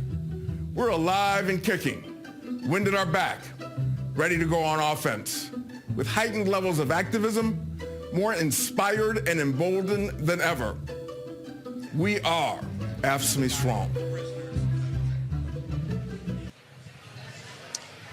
All right, folks, welcome back to the Blueprint Men's Summit here in Chicago. Louis Carr, longtime advertising executive, puts on this men's conference. Their theme is From the Block to the Boardroom. And joining me right now is one of the speakers, Chef Jeff Henderson. Glad to have you here. Roland Unfiltered. What's up, man? Thanks for having me, Roland. All right, then. So first and foremost, you do lots of events, lots of conferences, all this sort of good stuff. Yes. What makes this men's summit different from others that you do? Yeah, I think what makes a difference is the fact that it's a fellowship of black men who are successful, that sharing success strategies. And everyone here is almost like a brand evangelist who leave this conference to go back in their prospective communities to help create blueprints, to help brothers stay out of the system, people find jobs, create those opportunities, and get those second chances. You talk about staying out of the system. I mean, you often talk about your history, the time you spent in prison, what you were going through. Take folks through who don't know your story, how you were able to go to make that turn and then correct the path. Yeah. Well, you know, I've been out of prison now 23 years. I went to prison back in 1987. During the crack cocaine era. I was selling drugs since I was like 17 years old. I got indicted by the feds, went to prison. I was in federal prison when it was called Club Fed. I was in prison with Ivan Boesky, co-defendant Michael Milken, you know, federal judges, Wall Street guys. And when I was in there, I took business and marketing classes. Wall Street guys ran these business classes. They had a Toastmasters, a mastermind. And one of the multimillionaire Wall Street guys told me when he heard me speak at Toastmasters, he said, Jeff, when you was on the street selling drugs, you understood marketing, branding, bottom line, profit and loss. He says, all you got to do is change the product. So I'd never heard those words, just connected the dots. So I built relationships with these guys, got fired on my job. They put me in the kitchen on pot and pan detail. Never knew I had a talent for cooking. Eventually became the head inmate cook. Then I got out of prison in 1997, and a chef in Beverly Hills gave me a job washing dishes. And the rest is history. I worked my way all the way up to becoming the first African-American executive chef running restaurants at Caesars and Bellagio in Las Vegas. So I want to start with first what you just said in terms of what that guy told you about the knowledge and expertise you had. I remember it was in the 80s. In fact, it was in the 80s. My dad watched 5 hours of news a day. We always watch ABC. So I remember it was a story on ABC World News Tonight, and they had arrested a major drug dealer in Washington, D.C. And I remember the story vividly because they detail the brilliance of this brother, how he structured his drug enterprise. And I remember the reporter saying and the prosecutor saying that this guy essentially was running a Fortune 500 company. And just what you described, they talked about all, and I'll never forget that story. So how do we get young brothers and sisters to understand that you have it, but one is illegal, yes, and the other can earn you billions with hedge funds or whatever, and it's killing our people. My thing is I tell guys who come from that life is that we got to show them where the money is. We got to show them how to hustle legit, get them access. Many of us who come from poverty in the neighborhood, we learn how to negotiate early. Those survival traits, we know how to make something out of nothing. And through my era, I'm 55, Roland. In my era, in 1982, I remember vividly, crack cocaine has showed up in the neighborhood. This boom showed up. Somebody came up with an idea to make cocaine affordable to every American with that cheaper version. I was a newspaper boy. I was a candy seller. I had a lawnmower in junior high school. So you were doing entrepreneurial things. Yes. I always, But all of a sudden, this comes along, a lot more money, a lot faster. Yes, but not realizing the impact that crack had on mass incarceration. 1 out of 4 black males between 17 and 29 in prison. We didn't understand that. It wasn't until we got to prison. And I think for me, I've always had an entrepreneurial drive and an entrepreneurial spirit. I just needed somebody to pull my coattail to say, take these skill sets and do something else. So food became my new hustle. Like rap became Jay-Z's new crack. Food became my new crack. You know, so it's like, how do we take the natural skill sets in these guys and gals and say, let's channel that somewhere else legitimately, and you could be a baller, you could be successful, you could live the American dream, doing it the right way. Now I want to go to the next one. He gave you a job washing dishes. Yes. I remember, so my brother had catering business. That was guy one of my sisters was married to, was in a gang, selling drugs. My brother offered him a job as a dishwasher. He was offended. He was pissed off. He was more concerned about his cornrows. Sure about his cornrows. And I'm sitting here going, and I've heard other people talk about that. I ain't washing dishes. But first of all, washing dishes, that's the entry, the entree to the kitchen. Yes. It doesn't mean you're going to always be washing dishes. Yes. If you got a dishwashing mindset, that's where you're going to stay. Sometimes we got to take the lesser job to get the better job later. So that was the entree for me. I went from washing dishes to prep cook to cook, eventually sous chef, and that's how I was able to wind up becoming an executive chef. Sometimes we got to take those less jobs, especially having a criminal record, no experience, prison GED. Sometimes that's where we have to start. And it's funny you mention it because the man who gave me my first job out of prison 23 years ago, he's here. Wow. Yes. Chef. It's Robert Gatsby right here who hired me 23 years ago out of prison. Very well, thank you. You hired him. What did you see? What did I see? I saw someone that was desperately wanting to change his life. So I said, well, just give him a chance. And when you say give him a chance, we were just talking about he started off washing dishes. Yes. Was that a test? Well, first of all, you have to start from the bottom and work your way up. First of all, the early stages is you have the first part is your discipline. The first discipline is, can you wash dishes? Are you a patient? Do you have attention to detail? Are you clean and you organized? And the most important person in the kitchen is the dishwasher, not the cooks.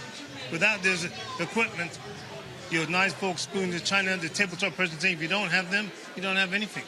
But you got a lot of people, though, who get offended with starting other dishes. Well, you have to understand. At the end of the night, you turn to the chef, to the dishwasher and say, did we have a good evening? He'll say yes or no. If there's so much food coming back that's in the garbage, that means you're not doing a good job. But if he says yes, then he doesn't have to lie because the garbage says it all. If the garbage is barely empty because there's only garnishes, there's no real food other than bones, he's done a good job. And he knows better than anyone else So the customer doesn't have to say, yes, we had a great time. If the food comes back, they couldn't have had a great time. Because if you enjoy the food that much, there will be nothing left on your plate. So you see him now. You proud? Oh, absolutely, I'm proud. All right, then. I appreciate it. All right. Thanks so much. Pleasure. Chef, you take your story across the country. You talk to various people. How many young cats have you had who get it, who hear you and go, that makes sense? Quite a few. You know, my story is highly respected. My come up, my success in prisons all across this country. Every month, I'm in federal, state, juvenile prisons. So when I go into these prisons, I talk about the decriminalization of the mindset. And how that begins is figuring out what your gift is, what your self-worth is. So a lot of cats who was making big money on the streets, I say you got two choices. You got this world, the criminal world, that's going to give you instant hood wealth. Then you got this other world over here where you got to play the long game. But guess what? The consequences and the payoff is not prison or not death. When you walk on concrete every day, when you're sitting on a stainless steel toilet, strip searches, be dehumanized, humiliated throughout your prison, I say, who wants to live like this? You know, you got a choice to make. And once I figured out how to take the transferable skills that I used to become a millionaire at 19, what are those skills I could take the criminal element out? Selling, marketing, relationship building, this is my costume, clean shaven, got my grill fixed, took makeup, covered my earring hole up, manicured hands. I learned from this man. I watched how he walked, how he talked, his language. I watched him build relationships and communicate with people who didn't look like us. So I always had gifted gab. I always was able to move through different gang neighborhoods, Crips, Bloods, Mexicans, white guys. So if I can do it on the streets, I can do it in the corporate world. And so I just took those skill sets that were transferable and utilized them. I do not want to diminish the skill set of culinary arts. But I think you understand my point here. First of all, my grandmother catering business. Yes. My dad was a chef in the family. My brother's an executive chef. So been around food my whole life. Yes. But the reason I'm saying that is because there's a brother or sister out there who says, I'm not fit for Ivy League. I'm not fit for the Howard. I'm not fit for a 4-year college. Mm-hmm. But I explain to them, but you can cook. We gonna always eat. Yes. And there are different types of chefs. Yes. They run the gamut for all over, and it is an opportunity for somebody to actually have a career, take care of their family, and build their family. I think for a lot of times, a lot of us get caught up in thinking, I'm not smart enough for a doctor or a lawyer, but you cook for doctors and lawyers. Yes. Who pay you well. Yes. Yes. And so how do we get that through to people to also understand that?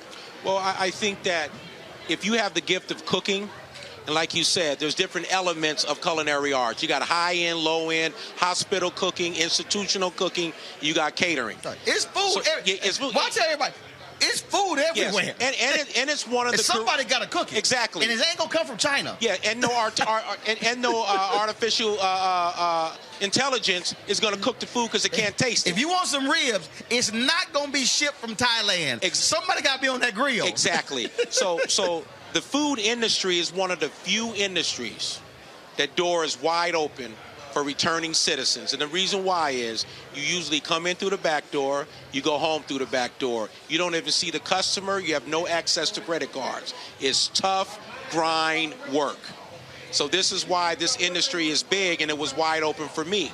But for me now, as a chef who have reached the Bellagio, Caesars, Ritz-Carlton, now it's like, how can I create other opportunities for returning citizens? So I recently launched Alternative Labor Solutions. So I'm working with companies now to help them identify, recruit, develop for long-term retention, returning citizens coming out of the system. Because now companies have no choice but to look at the 700,000 people who get released from prison every single year. They could no longer exclusively depend on immigrant and non-felon labor anymore. They have no choice but to say, shit, how do we deal with them? I don't know how to talk to them. We're a little nervous. That's where I come in. And I come in and say, look, here's the best practices. What what formerly incarcerated citizens will you hire, which ones you won't. And then I put together a best practice list for them to go ahead and hire these people and get them in the systems. All right. How can folks follow you? Chef Jeff Live on Instagram and Twitter, and my website is chefjefflive.com. All right. Chef, we appreciate it, man. My man. You cooking tomorrow, right? Yes, sir. All right, then. What are we eating? Maple braised beef short ribs. All right. Yes. I'm ready. All right. All right, I appreciate it. Thank you, Roland. Thank you, sir. I got to get you in the kitchen with my brother. Yes. Now, where are you based? Vegas. Okay. And when you come out there, I got you. I want to cook. Bring you to my house. I'm going to lay make you sure out. I'm going to get your number, and I'll we'll pass do it to your folks. All right, My I man. appreciate Thank you, it. brother. All right, folks, got to go to a break. We come back. More from Blueprint Men's Summit. Back in a moment from Chicago. All right, I appreciate it. Thanks so much. Remember, I can give you this here. Yeah, my panel's tomorrow. I think we're on 1. I'm after lunch. Every dollar that you give to There you go. us supports Where our is daily digital show. only one daily digital show out here that keeps it black and keep it real. As Roland Martin. Where's the brother who was a comedian? He just walked by. You know what I'm talking about? By going to RolandMartinUnfiltered.com. Our goal is to get 20,000 of our fans contributing $50 each for the whole year. You can make this possible. RolandMartinUnfiltered.com.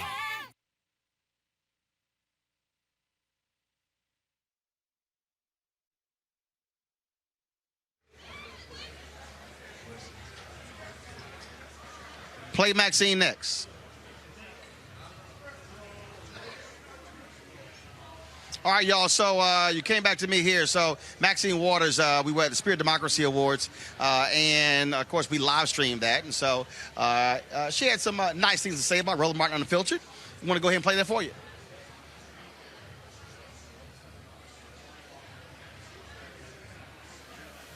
You have stood the test of time. You have no fear. You have courage. You're brilliant, and you have shown up everywhere that you needed to be. I appreciate your voice. You're our talking drum. Give him a big round of applause. Appreciate it. Well, we certainly appreciate those kind words from Congresswoman Maxine Waters. Thank you so very much. Again, folks, we are here at Louis Carr's Blueprint Men's Summit here in Chicago at the W Hotel. And so a lot of different folks have been coming through here.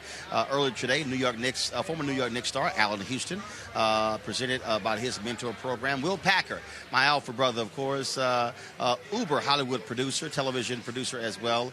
He held the panel here talking about the images of black men. Judge Greg Mathis, he also is one of the speakers. I'm looking down the hallway for some of the other folks who are here. So like I say, Judge Mathis, tomorrow Hill Harper is going to be joining us, and so we're looking forward to Hill as well. I'm going to be doing a session talking about voting, and so we got some other guests who are about to come on down, and so we're looking for them to make their way down here. What you're seeing right now, go back to the other shot there, Henry. What you're seeing there is the car lounge, and so what you have going on in that room there, you have brothers who are getting haircuts in there. You got a DJ in there. They got food. That's sort of the hangout area. Henry, go back to that shot of the lounge. People see. And so what you got here is you got the lounge area going on here. Again, you got folks there who can actually mix. You've got of course, where the sessions are taking place.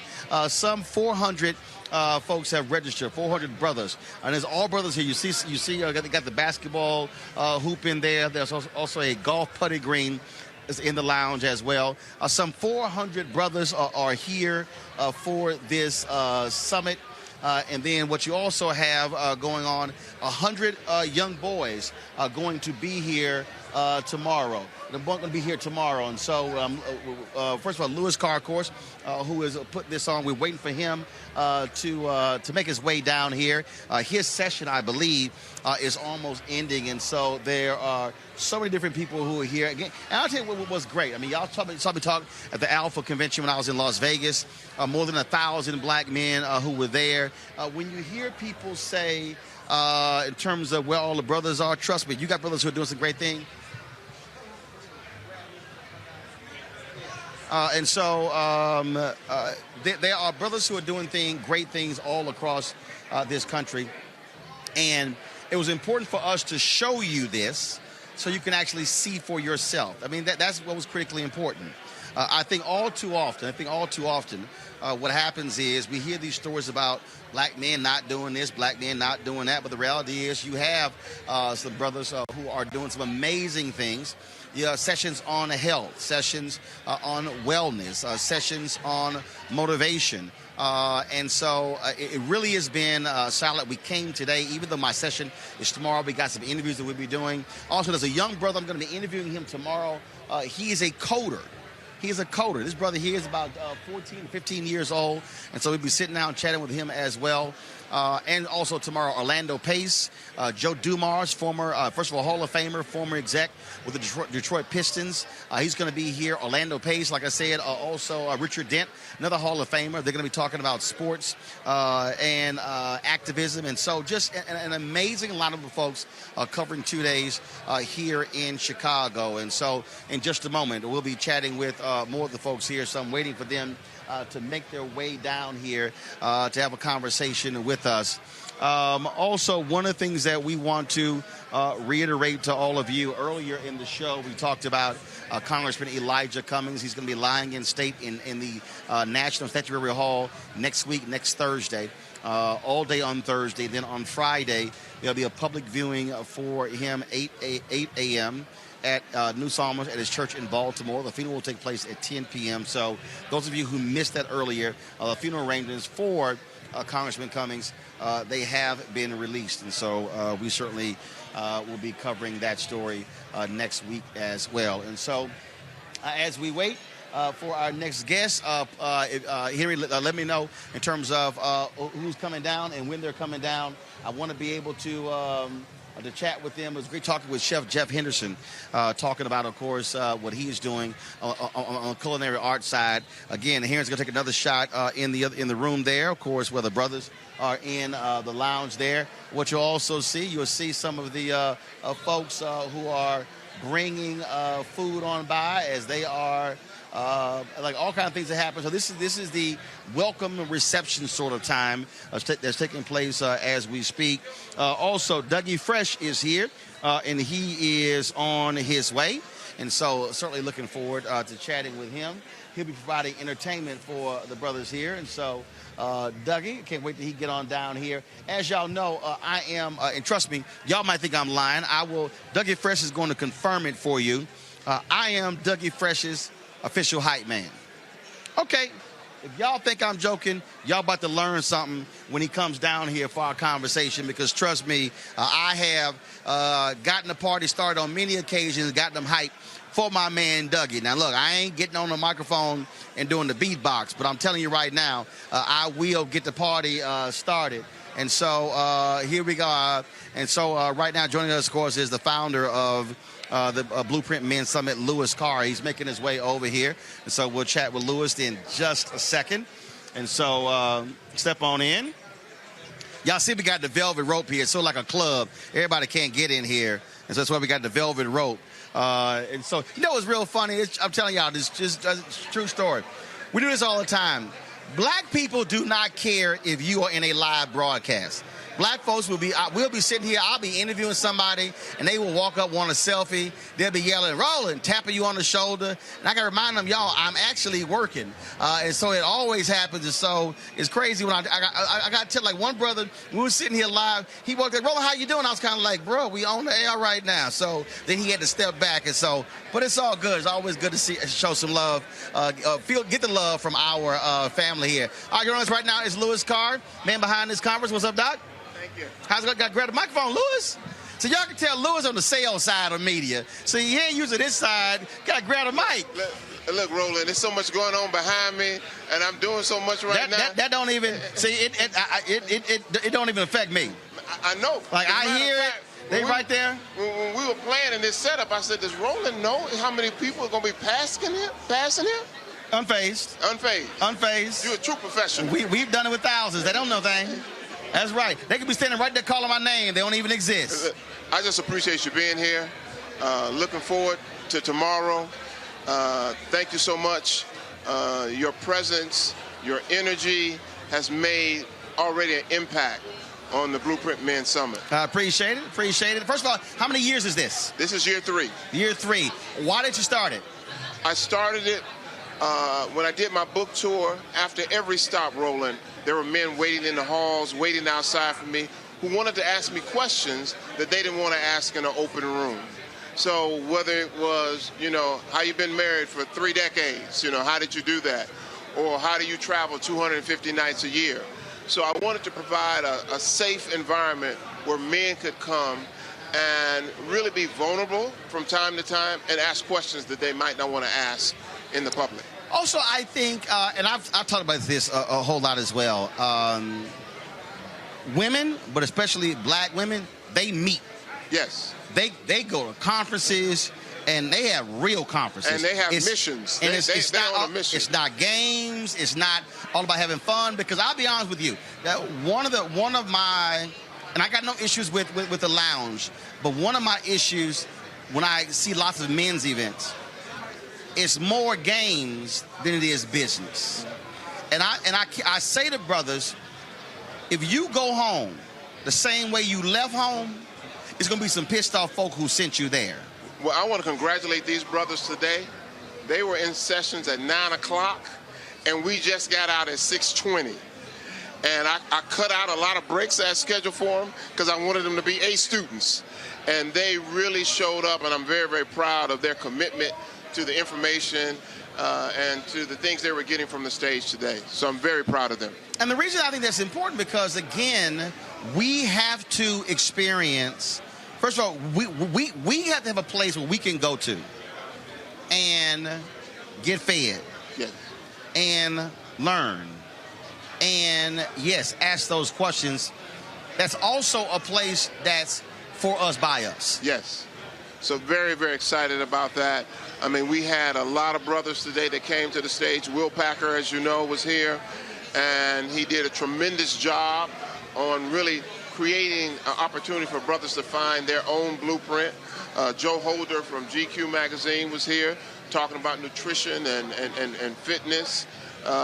Charles Jenkins, Pastor Charles Jenkins, and Pastor Reginald Sharp just got off the stage. Really, really, really inspiring brothers with the secret to survival. When you have traveled, you talked about on being on the book tour and hearing from these brothers. When you travel, is it tough to look at some of these brothers who you know are hurting, who you know might be going through divorces or relationship issues, might be going through stuff on the job, and they say, I have no outlet, or I haven't connected with somebody who will understand what I'm going through. So has this also created the networking opportunity where the relationships have continued after the summit's over?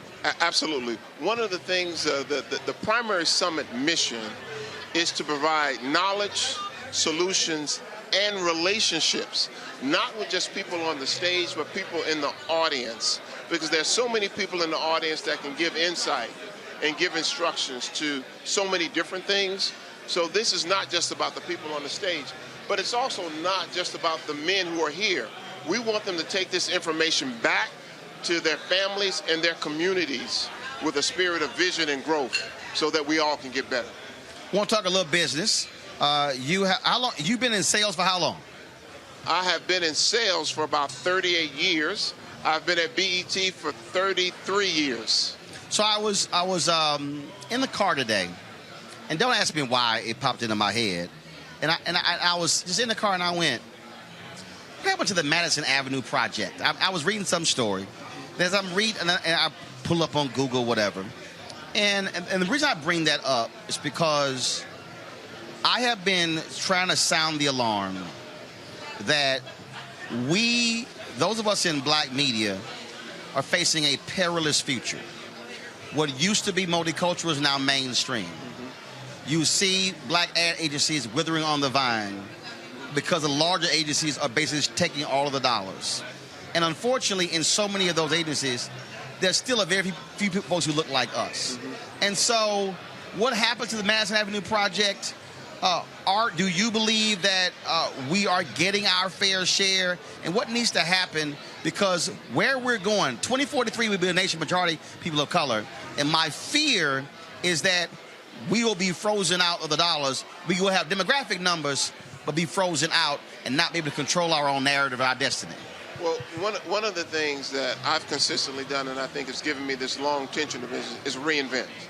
So reinvent our strategies, reinvent our products, reinvent ourselves in the way we approach the overall business. So reinvention is one of the key things. I think the other thing is we continue to have to be courageous. I mean, we can't just take not getting our dollars. Sometimes we got to push to get our dollars. And I think I've sort of made a reputation of that in the business, that I'm not going to just let other people come in and sort of pimp our culture where we were creators of that culture. So I think that a lot of our media companies have to become more courageous and more intentional about their success. I just had a sales conference, and the theme of the sales conference was intentional success. And tomorrow we're going to have one of our key speakers at our sales conference, Rick Grigsby, come and talk about intentional success and the role of black men in our communities today. But back to the media, I think we have to understand social media more. Of course. Clearly, you get it.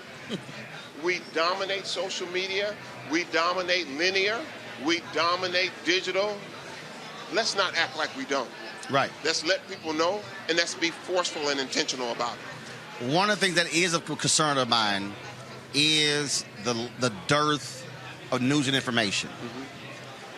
And when it comes to comedies, when it comes to award shows, when it comes to reality television, my fear is that, just like with food deserts, I believe we have news deserts. And I think that we're laughing ourselves to death. And folks go all the time, man, I didn't know that. I didn't know that. Man, I had no idea.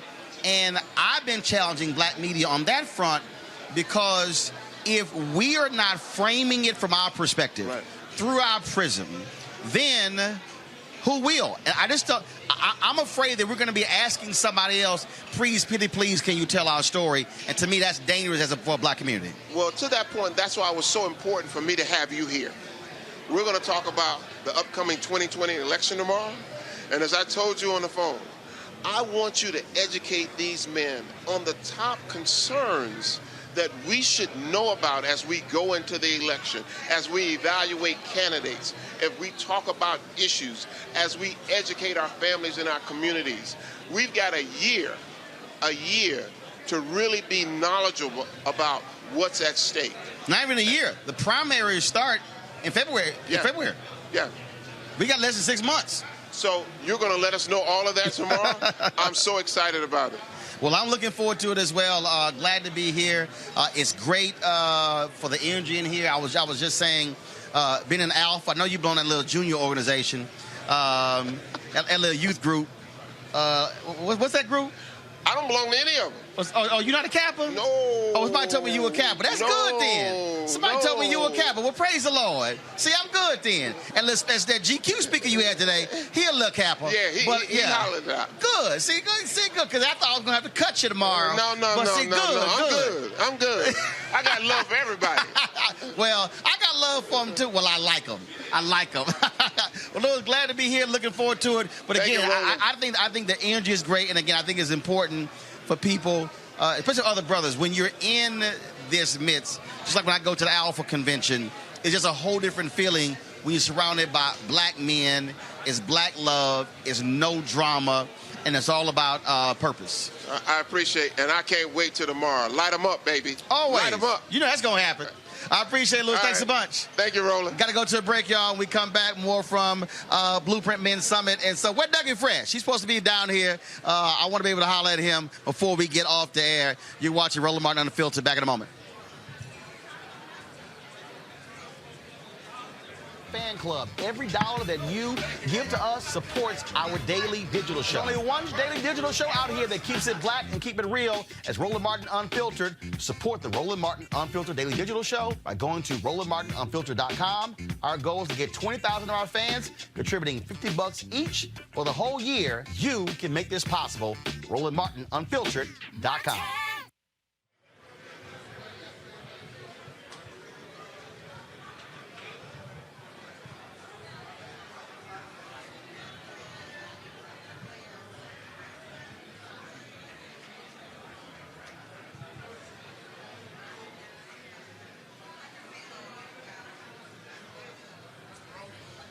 All right, folks, we are back. Blueprint Men's Summit here in Chicago. Great conversation we had there with Louis Carr. And like I say, the sessions are out. Cats are all around here. They got drink, they got hors d'oeuvres, they got food, you got networking going on. All those things are happening. Like I said, lots of energy, lots of conversation, lots of excitement. The lounge is next door. You got brothers in there getting haircuts. They, of course, and matter of fact, let me tell y'all, so the vendors that you can't see them. And so, matter of fact, we're going to get this device that will allow us to have a roaming camera. So I want to be y'all to see some stuff. So all the way down this hall, on the other side over there, they've got vendors doing manicures. They got brothers. I think they got some brothers over there getting some facials over there. They got brothers over there who got a hair care products. Bevel is one of their sponsors, and they're talking about grooming as well. And so this is a true men's summit. And so they, okay, they walk around with food. What's that? My friend, with a little bit salsa and plantain. Is what? Chicken. Chicken, little salsa? Salsa and a little bit spicy. All right, then. Okay, I'm good. I'm going to try one when I get done off the air.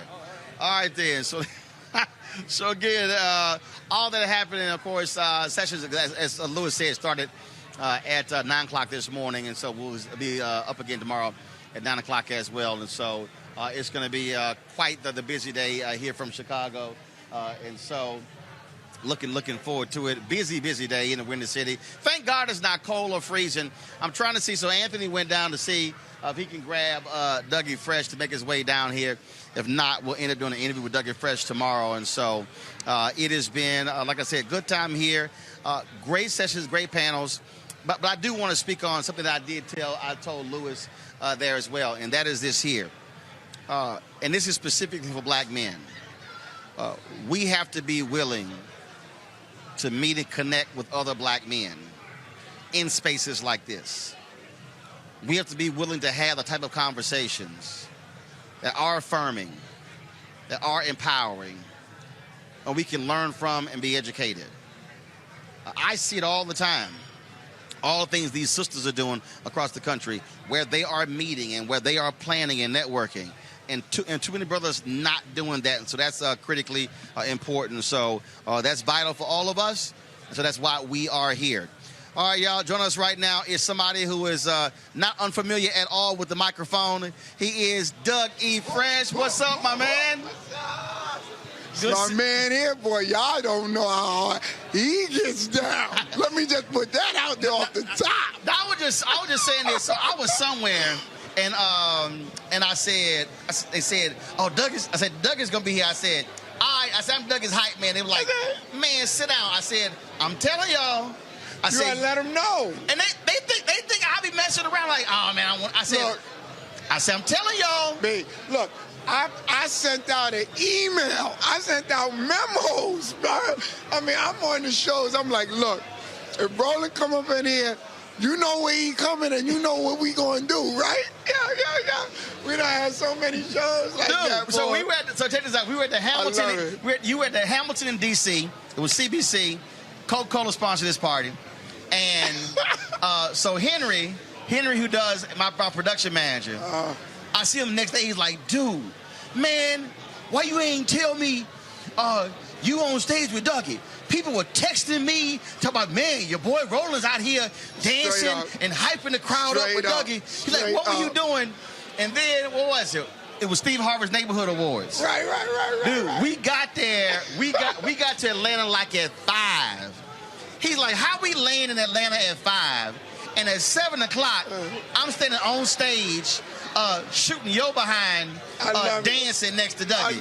I love it. See, and this is what I like so much about it, is because you go so hard when you do what you do, that I like when people see that, yo, not only do I go hard here, I go hard over absolutely. there. Absolutely. Oh, I tell them. I ain't sitting. I don't understand.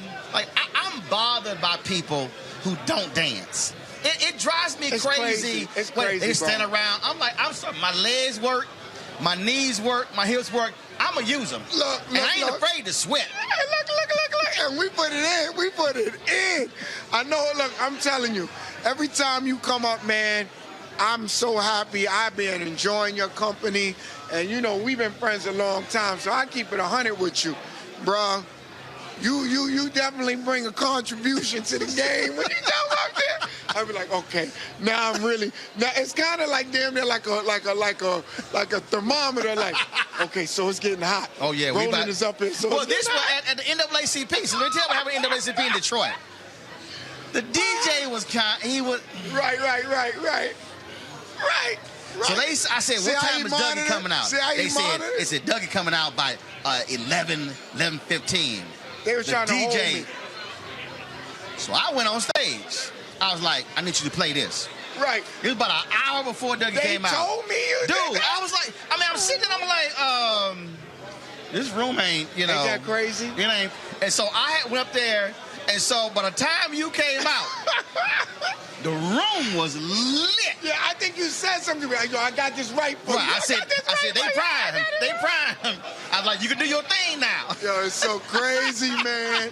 And it's so crazy that nobody, like, it's to the point that, like, at first nobody would believe that we was rolling like this. And then all of a sudden, now when I come in the spot, they're like, yo, your man Roland is in here, man. He's right over there, man. And I got mad at the Image Awards. Okay, let me tell you what happened. True story. This year, the Image Awards. So they had this outdoor party. Problem was, I had to leave. Right. I had a speech. The one in L.A. In L.A. Man, Right. so I go to the party. Y'all, I was only at the party for 30 minutes. Because I had to go catch a flight because I don't pass up money. You can't. So, man, I was like, Doug on stage, and he see me like, Ro, you know where you're supposed to be? And I was like, man, I got to go get in the car, go to the airport. I said, if I get on that stage, I'm going to miss this flight. Right. And I was hot. Look, B, look, I'm trying to tell you, man, we got this automatic connection thing. And, like, look, I didn't even know you was going to be out here. And lucky, and I got a show tomorrow in L.A. I got to do Taste the Soul. Yeah, I know. If I didn't, you know, we would have turned this. But of course, let's talk about, let's talk about the fact that you've been doing this how long? Man, it's, I'd have to say genuinely since 81, because Harlem World was an actual place in Harlem where all of the artists got to perform. So my first show that I've ever done was at Harlem World. They spelled my name on the flyer wrong. So, you know, it's kind of like asking, when did you first do this? But you finding a gauge on when was the first time that it really hit you. Right. So I say 81 because it was Harlem World, and that was big time for me. I was like 13, you know, 14 years old. To me, I think what's awesome is that, and again, my vantage point is different because I've been on the stage. Right. The audience still loves old school and to get it in. Right. And for you, it's about the party. That's it. It's about them. I can't stand DJs and artists who want them to come see them. No. Right. To me, it's a two-way street. It's what you give it, and that's hitting the crowd, with the crowd reverberates back, and then it goes back, and it comes back, and as that thing just gets higher and higher. Right, but that's the only way that it does get higher and higher. Any other way it doesn't, because it's all about taking. You're not giving anything. And an artist should be a giver. He should be a giver and a healer. So if you ain't healing and you ain't giving, and all you doing is taking, look at me. Look at what I do. Look at what I got. I mean, look, I understand everybody needs a pat on the back. But, you know, my whole thing, I come from a generation of hip-hop that I learned a technique it's damn near like if you were a Shaolin monk and you learned from Shaolin. You know what I mean? I learned hip-hop like that. So my concept is celebrating life all the time. That's why when you come in, or when we've done things, it has always been about the celebration, the enjoyment. It's never been about the look at me or look at this or look at that. And it's just party. Right, and that party, that celebration, that I'm happy to be right here, right now, that moment, that memory, you know, tied to the soundtrack of your life is something that carries impact beyond people's wildest imagination. But Roland, I be going through the airport, man. I can't even get to my gate sometimes because people say, I seen you over here, and I seen you do this, and I seen this. The pilots sometimes come out, man, I was at this thing, Capitol Jazz, man. It was unbelievable. I be like, you know, because you don't even really realize how many people take that spirit of love, man. I have my social media followers, they're like, dude, seeing you get it gives me life. Like when I was doing the alpha step, the A step in my kitchen. Right. And I just posted 30-some-odd-second video, got like 5 million views. And folks don't realize, I was just dancing. I was just getting it in. You was just doing your norm. I was doing what I normally do. Right. I mean, I'll sit here and I'll hit an A step just anywhere. I mean, I don't even need music to hit it. I understand. But that's the thing I tell people all the time, and somebody asked me, they said, man, why you always dancing? I said, let me tell y'all something. I said, we would have killed to hear Muhammad Ali talk his last 25 years. That's right. I said, but because he did all those interviews, we got newsreels, we got video. I said, but they told him to shut up then. I said, what if he had shut up? I said, so my philosophy is, as long as my stuff work, I'm going to use them. And if 30 years from now, and something happened, I can't dance, I'll be like, yo, put that YouTube video. I'm going to show y'all how I did. Because I just, to me, look, you live one time, and I do have a rule. If I go home from the party and my suit is dry, I'm pissed. Damn.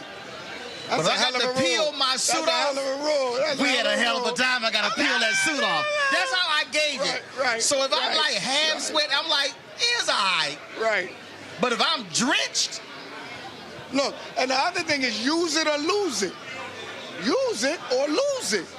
See, that's why even sometimes, like with your skill, like the way you kick it with people, talk to people, you know, I told you on some of the interviews I seen you do have been crazy, like the way you go in, because you are using that skill on a regular basis. Like the skill is not, it's not dry, it's not something that, you know, it's not in motion, like it's to me, it's healthy.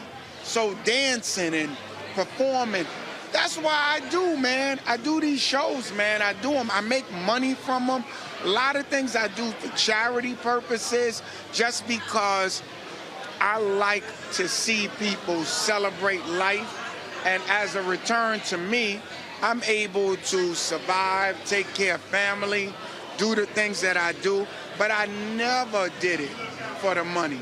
That was never the goal. The goal is because I felt that was my purpose.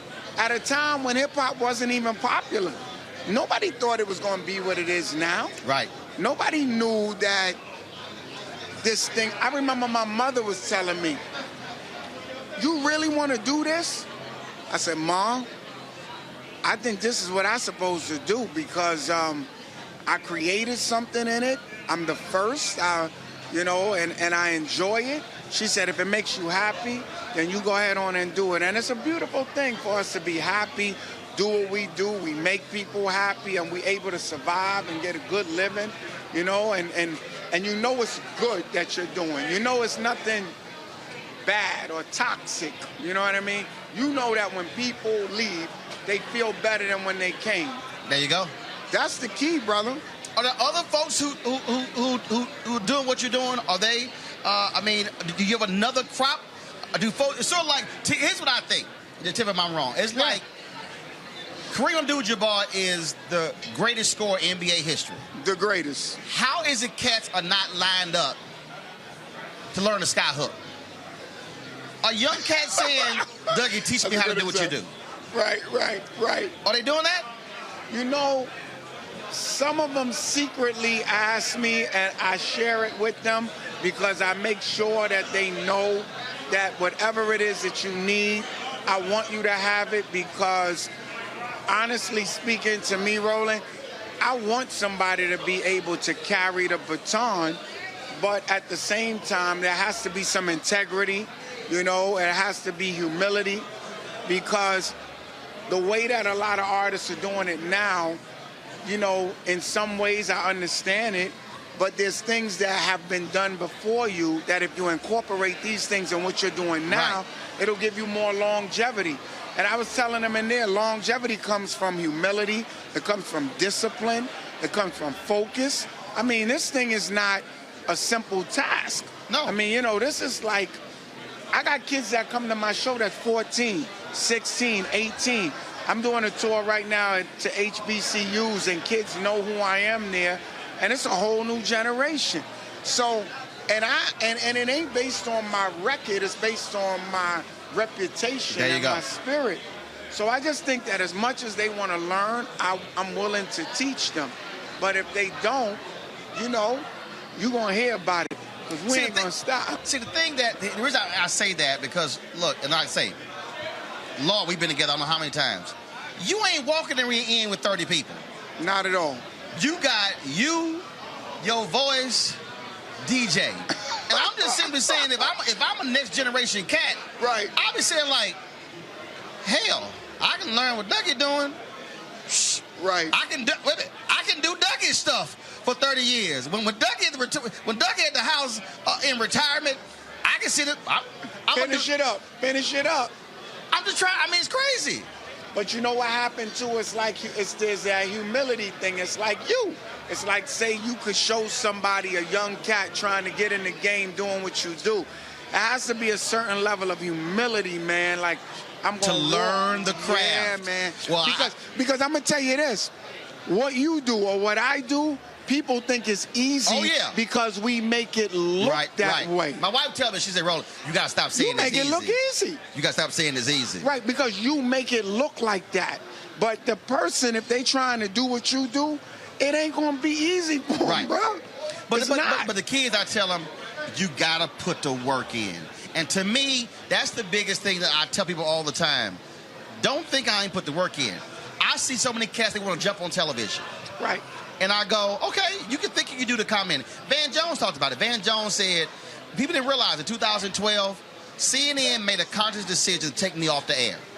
And we know why. And I went to Van, I said, Van, let me tell you the real deal.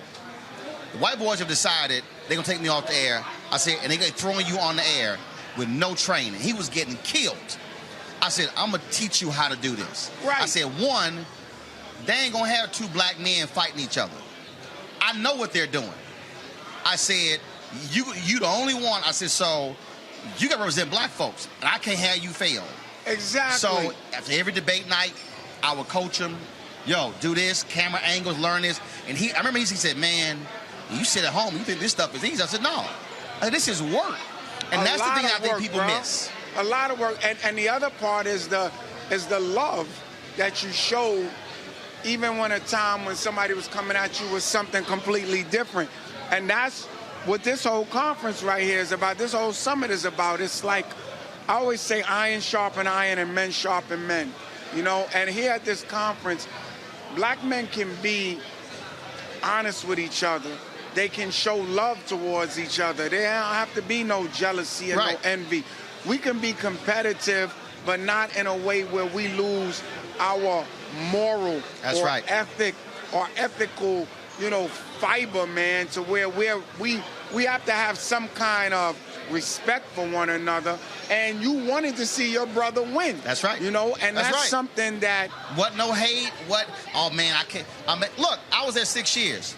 I didn't sit there and like, I'm mad as hell at using him. I knew what the game was. The reality is, they made it... There was a meeting, and it was a brother, Mark Whitaker. We need another Roland. Oh, I ain't got a problem calling him out. We need another Roland Martin. So wrong. And the person said, we already got Roland Martin. No, we need another Roland Martin. They made a decision. They said, he is not going to become a star after the 2012 election like he did in 2008. They had already made the decision they were not going to renew my contract. But they knew, had they put me on those debate nights in 2012, I was going to blow up. Right. And they would have had to give me a new contract. Right. So there was a conscious decision made. And I knew it the whole time. And I even went to them and I said, you know I know what y'all doing. So I knew the whole time. I had no problem fronting them on that whole deal. But my deal was y'all ain't going to have me fighting Van. Right. Y'all ain't going to have me fighting another brother. Because it was like the hidden hand. It was like a divide and conquer kind of vibe that they was trying to create. And that's why I don't get rap beefs. I don't get Nicki Minaj and Cardi B going, yo, it's space for both of y'all. Don't feed that crap. Because a lot of people don't understand that all of this is based on control and manipulation. And there's a law or two that people don't really understand. Usually when there's two people that are real cool and they not cool no more, there's a third person involved and you just don't know who it is. There you go. And you got to find that third person because that person is that little hidden hand that's manipulating and being the puppeteer to try to control people. And you were smart enough to not let them control or destroy your relationship with Van. And that's what this whole thing is about, man. And that's why the way I learned hip-hop, I still show love. I used to train Biggie. I used to look out for Tupac. I used to train Puffy. Jay-Z brought his album to my house, Reasonable Doubt, when he first did it. I listened to the album, told him what songs. Biz used to come to my house. Eric B. and Rakim, I kept them together. Every generation, there's always something that happens and we run into problems, but I've always been on the side of, you know, let's try to figure out a positive solution. Right. Because I could see what was going on, you know what I mean? And it's a beautiful thing to be able to be here. Yep. I'm going to say 2020 because I know we going into 2020. And it's a beautiful thing to be here now and to know where I came from and how I'm still able to be involved. I appreciate it so much, man. I appreciate being in here with all of the different, you know, the different people that make such great contributions, man. Yes, sir. You know what I mean? We still rolling. You know it? Like rolling. Well, we about to go to the lounge right now. Y'all, it's been a fantastic day here. I'm glad all of you had a chance to watch today's edition of Roland Martin Unfiltered. Don't forget to support what we do. This is Black-owned, independent. We need your donation, your dollars. If 20,000 of our followers give $50 each for the whole year, $4.19 a day, that's a month, 13 cents a day. This whole thing is funded. We can travel around the country. We can broadcast in places like this, bringing you content you're not going to get on MSNBC, CNN, Fox News, ABC, CBS, NBC. That's how we do it because when we black. And so go to RolandMartinUnfiltered.com, join our Bring the Funk fan club. And so I got to go. I'll see y'all tomorrow. Next week, you see more of the interviews from here. Y'all know how we do it. Holla! Love.